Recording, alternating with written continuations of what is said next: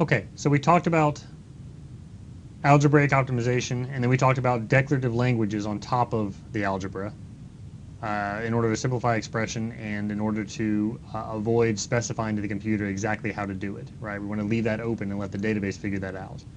But we stopped at what I'll call logical optimization. And I want to talk a little bit about the physical level optimization. And what I mean by this is that even after you specify, we hinted at this last time, but even after you specified the order of operations, we haven't yet specified every detail needed in order to actually evaluate the query. Okay, and let me give you an example of that. So here's a simplified version of a query we looked at last time, where we say for every order, we want to find all the corresponding items that were part of that order, and that's it. Last time we had an extra condition. Oops, I'm actually pointing with the mouse, but you can't see that because I'm on the wrong screen. So for every order, find the corresponding items that match. And last time we had another predicate down here, and this time I've taken that out. And so the algebraic plan that this translates into is very simple. It's just a join of the two tables, and that's it. So you think we're done, right? We're going to join order and item, and we're finished. Well, we got to specify how we're going to do that join. And so let me tell you about a couple of the options here. So one, in sort of very high-level pseudocode, looks like this. We could say for each record I in item,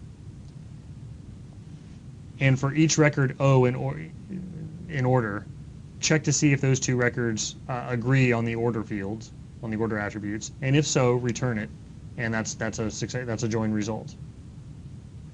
Okay, you know, they match.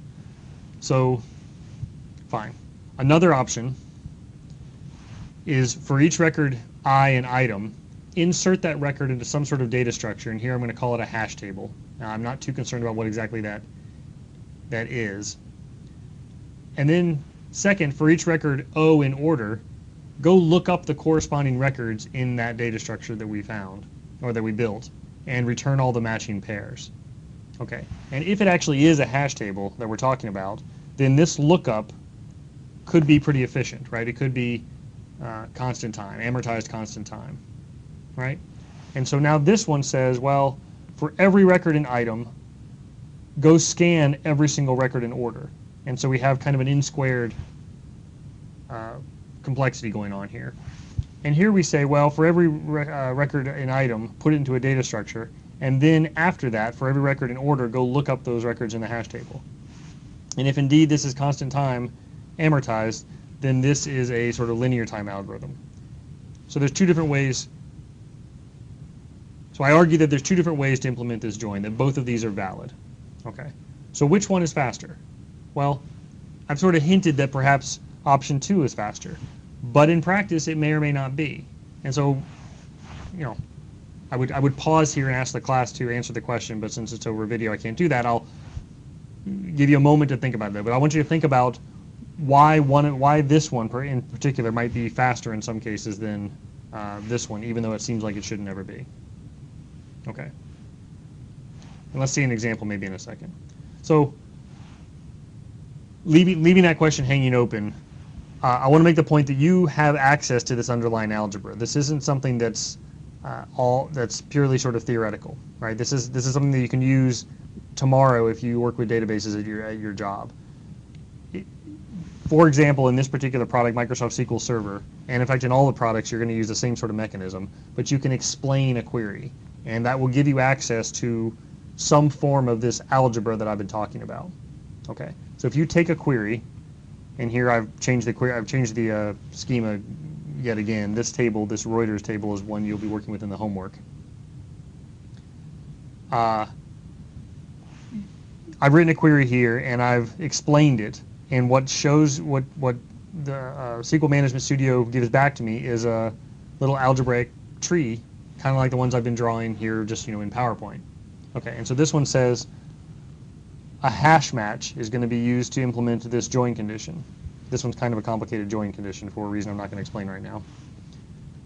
But it has two leaves, and then they get joined with this thing called a hash match inner join. Okay, and so this is very much like the hash table example I gave on the previous slide. But I want you to take a look at something. So here I've taken the exact same query, but I've added an extra condition where I'm only looking for words equal to parliament. I probably should explain this schema a little bit. So the Reuters data set gives you term frequencies. You have 3 columns: doc ID, or let's just say doc, term, and frequency. And the frequency is how often that term appears in that document. Okay? And so this is the table you'll be looking at. All right. And so here what I've said is I'm looking for pairs of terms that co-occur in a single document is the previous query I was looking at. And now I've said, well, look, I don't want all pairs of all pairs of terms. I only want terms that co-occur with the term parliament. Right? So perhaps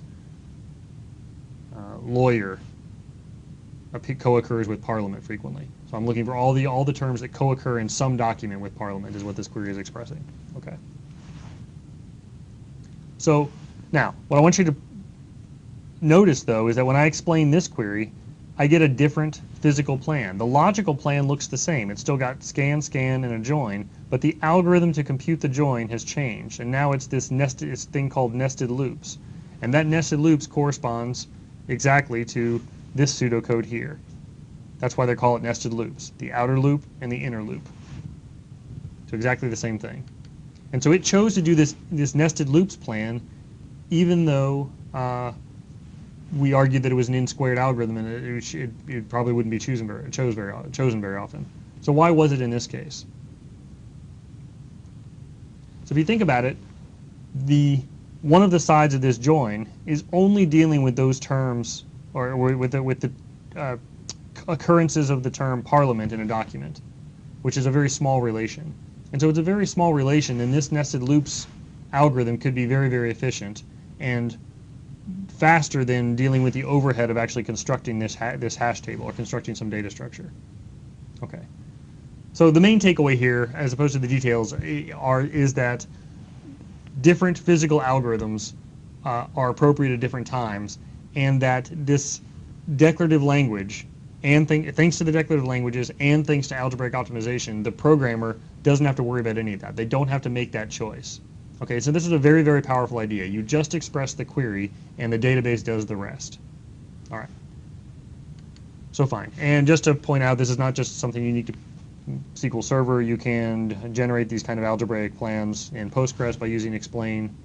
And in fact, they look kind of nicer. And here's these hash joins again. This actually shows you, whoops, excuse me. This shows you where it's building the hash table as the step 1 and then probing it with the step 2, and same thing here. And this is another operator that we didn't talk about where say you're going to count all the records that match some